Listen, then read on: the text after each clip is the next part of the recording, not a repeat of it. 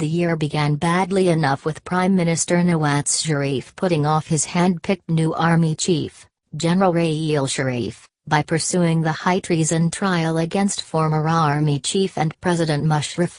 The Prime Minister also showed excessive enthusiasm for closer relations with India, attending the investiture of Narendra Modi as India's Prime Minister even as the Indian Army was killing civilians with mortar fire across the line of control in Kashmir. General Raheel Sharif Introduction. General Raheel Sharif is changing Pakistan forever. General Raheel Sharif is by far the most popular and trusted army official of Pakistan. Born in Quetta to a Rajput family, Raheel Sharif is the son of, late, Major Rana Muhammad Sharif, who hailed from a town in Gujrat, Kunjah. He possesses exemplary bravery and courage due to his strong army background, which includes 2 recipients of Nishan-e-Haider. 1. His eldest brother Major Rana Shabbir Sharif, a martyr of Indo-Pakistani War of 1971. 2. His maternal uncle Major Raja Aziz Bhatti, a martyr of Indo-Pakistani War of 1965. Upon becoming the 15th Chief of Army Staff, he already had an unyielding agenda to strengthen Pakistan while cornering and eliminating terrorism in the country.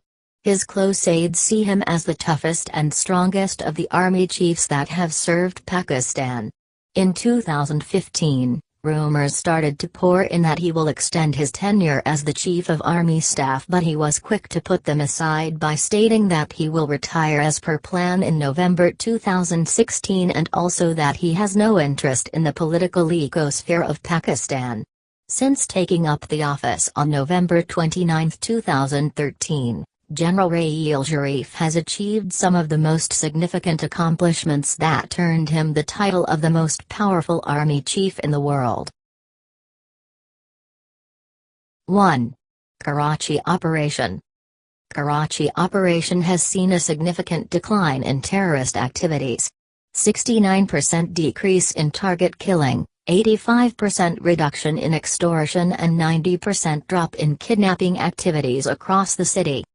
We must continue our mission unabated to consolidate and not let anyone reverse our gains, a press release issued by the Inter-Services Public Relations quoted the Army Chief as saying.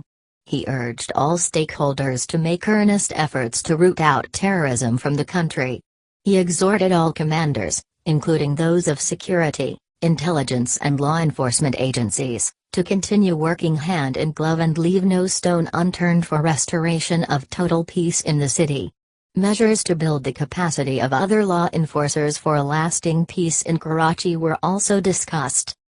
The Director General of the Signed Rangers briefed the Army Chief in detail about the ongoing operation, the prevailing security situation in the city and the way forward. The Army Chief commended the sacrifices and achievements made by the Signed Rangers. He said that all assistance, intelligence and material combat support would be provided to the Rangers to accomplish the mission in Karachi. Talking to the troops, the Army Chief said that determination, courage and resolve of the Signed Rangers to rid the city of terrorists and criminals earned them a huge respect in Karachi. 2. Zarb-e-Azb. Over 8,000 terrorists eliminated in light of Zarb-e-Azb, bringing down terrorist activities by more than 60% in Pakistan. In June, barely a week after the Karachi airport attack, General Sharif did something no one could expect. He changed the security paradigm under which the army had so far compelled Pakistan to live. Instead of supporting the government's peace talks with the Pakistani Taliban, he decided to attack the safe havens of the Pakistani Taliban and their local and foreign affiliates. Operation Zarb-e-Azb took the war to North Waziristan, where elements friendly to Pakistan trained with those not so friendly to it. Since the country's foreign and domestic security policies are run by the Army, the Foreign Office, firmly tethered to GHQ, had a hard time detaching its thinking from General Sharif's predecessor, General Ashfaq Kayani. North Waziristan marked a clear departure. It deviated from the received wisdom that any assault on the Taliban in the north would trigger a backlash in the south, where cities were already vulnerable to suicide bombings and targeted assassinations. It also shook the kaleidoscope of regional and global politics out of pattern. The operation pleased Afghanistan and India, who feared cross-border proxy attacks, and the Western alliance led by the United States, always asking Pakistan to do more, in other words, eliminate the Pakistani Taliban and their Afghan counterparts attacking US and NATO troops in Afghanistan. By November, the world had woken up to Operation Zarb-e-Azb, conducted by nearly 30,000 troops who had killed almost 1,200 terrorists. U.S. drones struck in lockstep, even as Islamabad condemned them as a violation of its sovereignty. Other factors also came into the reckoning, such as the Xinjiangistan connection, noted in July by Foreign Policy, which said the security needs of China probably proved more important than the U.S. Congress in Islamabad's calculations. This being a reference to the East Turkestan Islamic movement, terrorists from China's western province training in North Waziristan. There was a quick revision of stance in Washington. General Sharif's tough statements about how he would spare no one doing terrorism inside Pakistan, whether friendly or unfriendly, were allowed to sink in despite resistance developed to Pakistan's doublespeak under General Kiani. The change in Washington was probably just as sudden as in the Foreign Office in Islamabad. In October, the Pentagon's report to the U.S. Congress, Progress Towards Security and Stability in Afghanistan, had indicted Pakistan as an agent of proxy wars. Afghan and Indian-focused militants continue to operate from Pakistani territory to the detriment of Afghan and regional stability. Pakistan uses these proxy forces to hedge against the loss of influence in Afghanistan and to counter India's superior military. These relationships run counter to Pakistan's public commitment to support Afghan-led reconciliation. Such groups continue to act as the primary irritant in Afghan-Pakistan bilateral relations. Before General Sharif took off for Washington in November on an unexpectedly successful and long visit, he received the new Afghan president, Ashraf Ghani, at GHQ on November 14. Ghani, who in 1986 had done fieldwork on Pakistani madrasas on a Fulbright grant, was unusually effusive after his interactions in Rawalpindi and Islamabad. "We will not permit the past to destroy the future," he said. "We have overcome obstacles of 13 years in 3 days. The relationship between the two countries will be a replication of the equation between France and Germany." Around the same time, surprising everyone, Prime Ministerial Advisor Aziz told the BBC on November 17 that Pakistan would not act against terrorists not targeting Pakistan. "Why should America's enemies unnecessarily become our enemies?" he said. "When the United States attacked Afghanistan, all those who were trained and armed were pushed toward us. Some of them were dangerous for us and some are not. Why must we make enemies out of them all?" This contradicted the earlier, repeatedly asserted pledge that Pakistan would not allow its soil to be used for cross-border terrorism. The Foreign Office scurried to clarify that Aziz was talking of the past and had been taken out of context, a rescue effort that made even less sense. Was this some kind of response to the Pentagon report on Pakistan's use of proxies?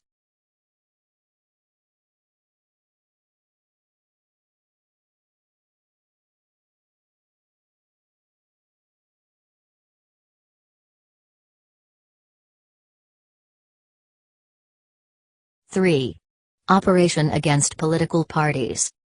General Raheel Sharif is the man behind the accountability in the country. He not only cornered and eliminated small gangs and mafia in the country, but he also made sure that political wrongdoings were punished. The biggest catch to date remains Dr. Asim Hussain, chairman of Higher Commission of Signed. General Raheel Sharif has closely observed the Pakistan political situation and the elements making corruption which may exist in political parties or in army. He started the operation to get rid of such elements. One of the major cases are MQM, PPP as well as other parties in government. public has shown great confidence on General Raheel Sharif for such actions to make country corruption-free. General Raheel Sharif, Pakistan's army chief, is taking action against corrupt army officers. To what extent will he go in this unprecedented battle? Photo source, Baghi TV, Pakistan. Media leaks have revealed that Pakistan's powerful army chief General Raheel Sharif has sacked at least 12 senior army officers because of their involvement in corruption. The army has not provided more details about the nature and scale of corruption these officers were involved in.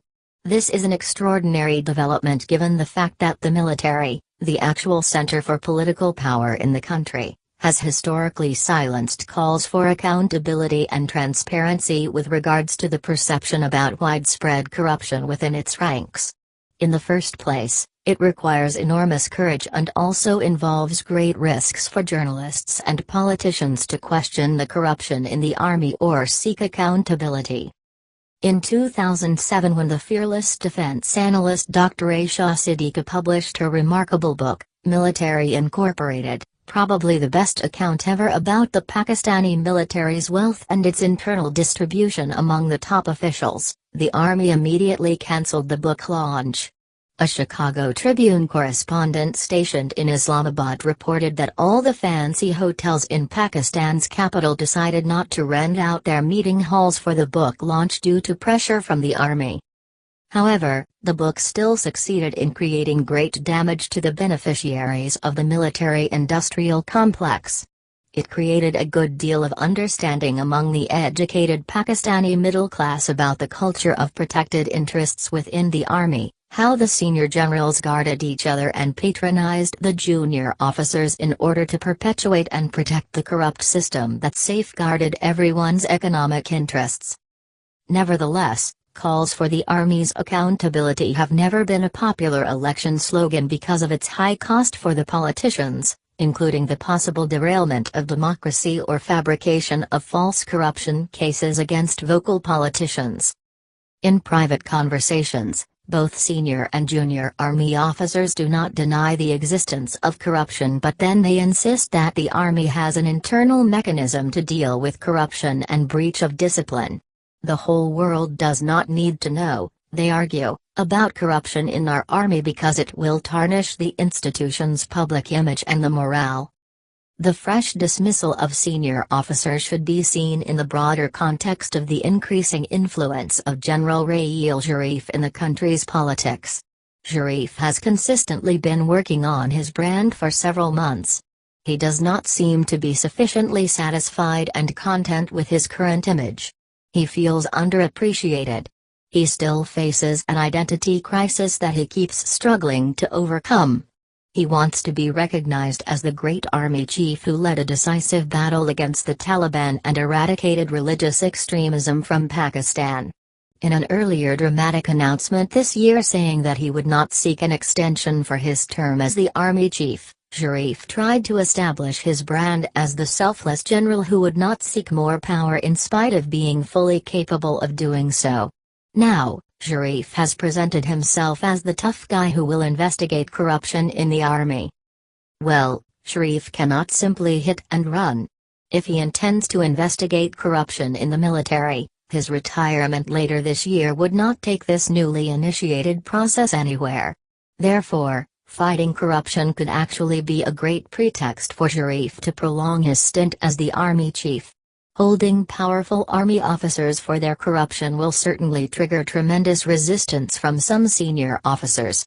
General Sharif will need great allies and confidants within the army to pursue this important mission. It should have been done much earlier. The more he digs into the annals of corruption, the more enemies he will inevitably make among his fellow officers. The real challenge will come when he will be required to extend these investigations to retired officers and his own colleagues. In Pakistan, corruption is often narrowly defined as making money through illegal means. That surely is a big part of it, and General Sharif should work on that front, but one aspect that urgently merits attention and action is the misuse of official power while dealing with the people of conflict zones. more than the millions and billions they have made. Officers should be held accountable for sanctioning the killing of innocent civilians in several operations that could have otherwise been avoided had political solutions been employed. In Balochistan, where many of these officers led the paramilitary force, the Frontier Corps, they engaged in excessive use of force, extrajudicial killings and torture of young Baloch students and political activists. Army officers posted in conflict zones with massive military strength often find it tempting to misuse their authority, make poor judgments and forget the responsibility that comes with deployment. This is precisely what General Sharif must address. Furthermore, another aspect of corruption that needs investigation is the connection between elements in the army and radical Islamic terrorist groups. The army chief must make it clear whether supporting jihadist and sectarian groups is an official policy or this is happening because some insiders are making a fortune by establishing, tightening and expanding ties with the jihadist outfits. With the action against corrupt officers, General Sharif has opened the floodgates of questions about his retirement plans and also to what extent he intends to fight corruption in a country where the masses are poor but the generals are filthy rich.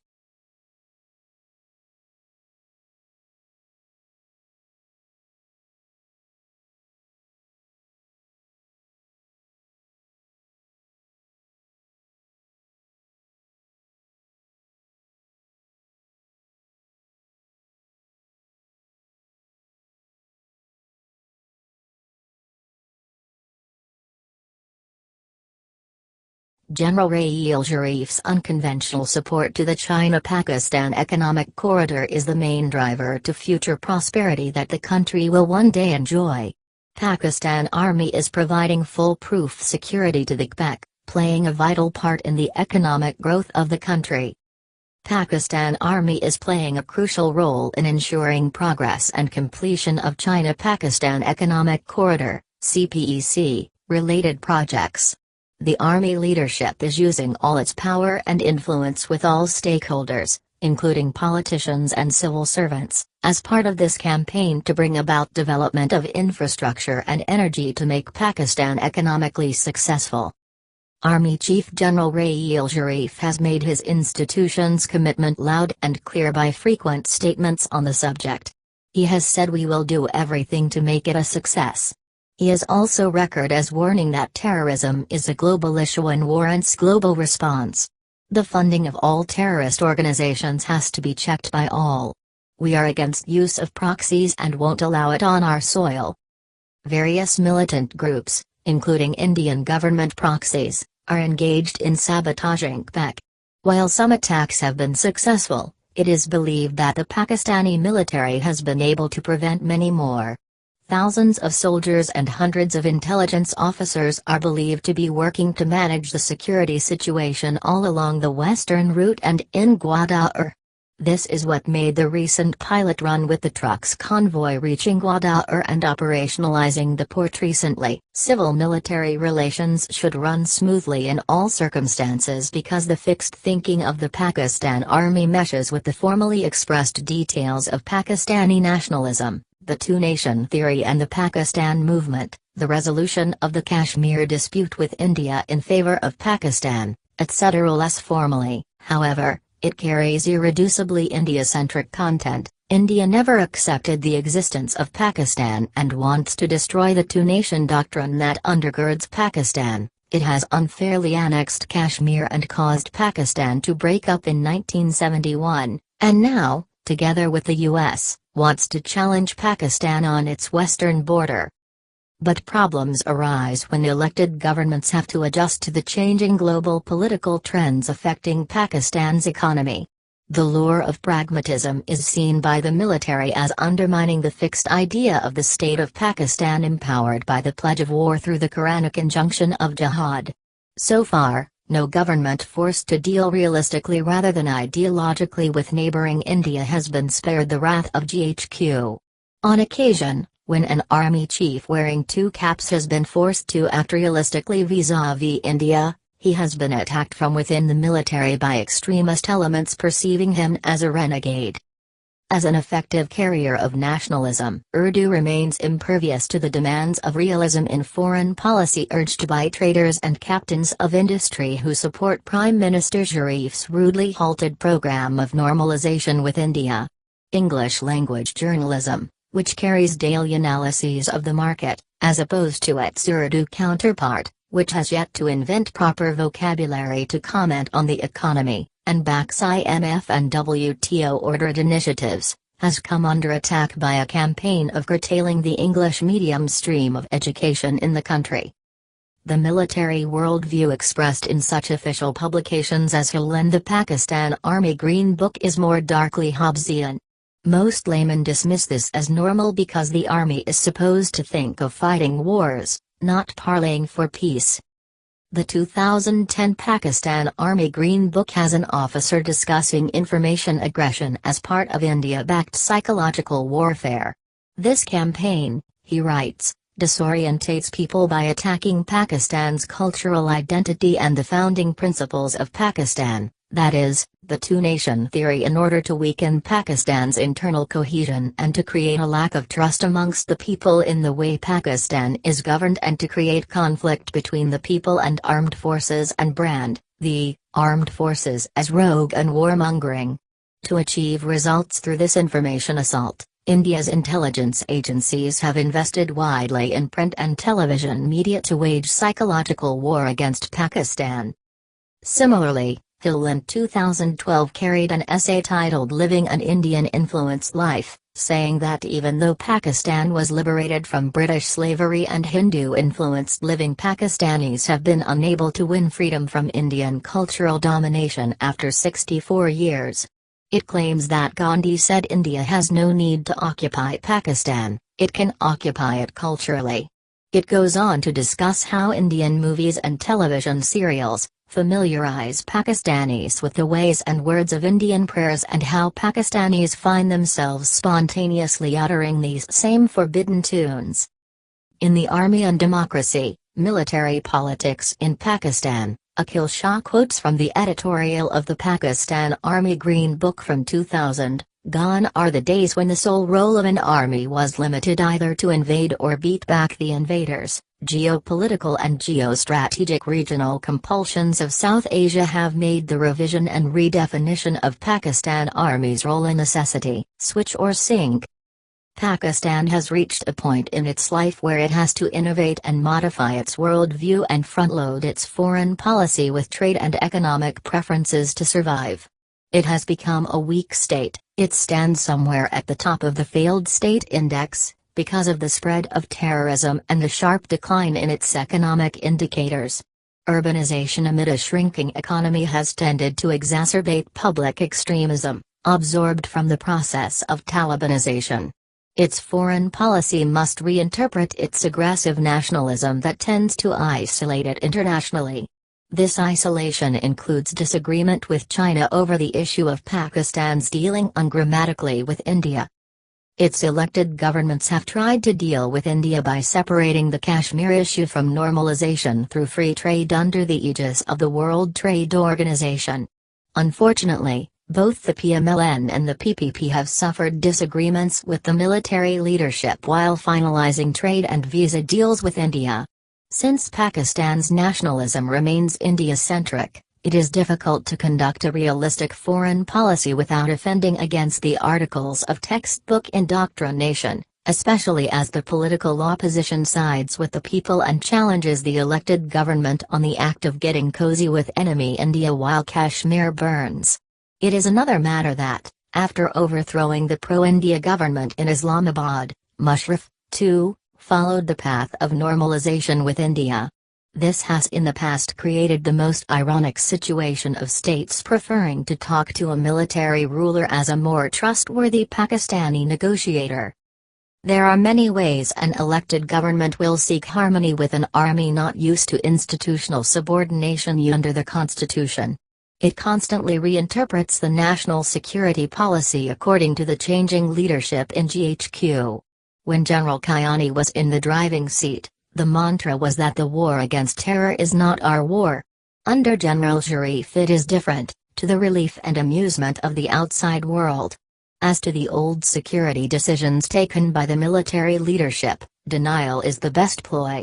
The defense minister's assertion, America's policy has been disastrous for the region, absolves Pakistan of the responsibility of becoming a willing ally in America's Afghan war against Russia, followed by another Afghan war against Al-Qaeda. A reinforced nationalism also routinely inclines the Pakistani police to interpret indigenous terrorism radiating from North Waziristan as acts of men funded and trained by India. However, for the first time in many years, the army under General Sharif has overturned the extremely isolationist and harmful policy of seeking peace with the Taliban and other Al-Qaeda-linked terrorists in its safe havens, and has instead challenged them. Nawaz Sharif's government has fallen in line behind him to reap the advantage of this bold policy. But the India policy is still ambivalent, as Islamabad shuns too overt an advance to free trade that automatically leads to the offer of a transit route to Indian exports to Afghanistan and Central Asia. Prime Minister Sharif has conditionally mentioned transit trade in his address at the recent SAARC conference in Kathmandu, while India's Prime Minister Modi heated up the Kashmir border. A civil-military consensus in Pakistan on a new India policy, backed overwhelmingly by an international community scared of nuclear holocaust in South Asia, is the need of the hour.